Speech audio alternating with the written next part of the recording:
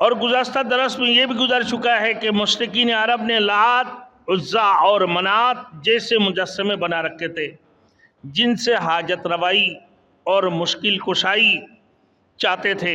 ان کا یہ زعم باطل تھا کہ یہ معبود ہمیں اللہ کے یہاں ضرور چھڑا لیں گے، خواہ اللہ تعالیٰ راضی ہو یا اللہ ناراض ہو۔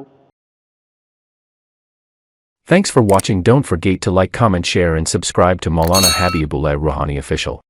الحمد للہ وکفا وسلام علی عباده الذین اصطفى اما بعد فاعوذ باللہ من الشیطان الرجیم بسم اللہ الرحمن الرحیم وَكَم مِّن مَّلَكٍ فِي السَّمَاوَاتِ لَا تُغْنِي شَفَاعَتُهُمْ شَيْئًا إِلَّا مِن بَعْدِ أَن يَأْذَنَ اللَّهُ لِمَن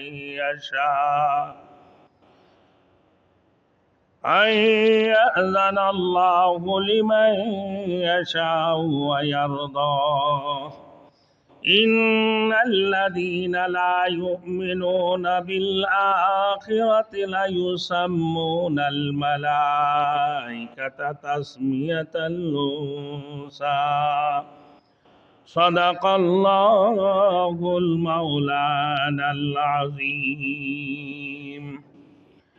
میرے محترم دوست بزرگ، آج سورۃ النجم آیات نمبر 26 سے لے کر آیات نمبر 30 تک میرے دوستوں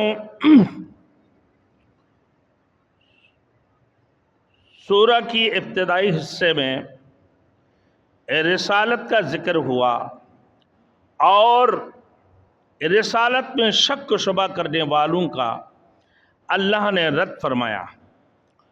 وحی الہی کی نزول کا ذکر ہوا اور پیغمبر خدا کی بلند مقام پر فائز ہونے کا تذکرہ ہوا۔ معراج کی واقعہ میں حضور صلی اللہ علیہ وسلم نے قدرت کی بڑی بڑی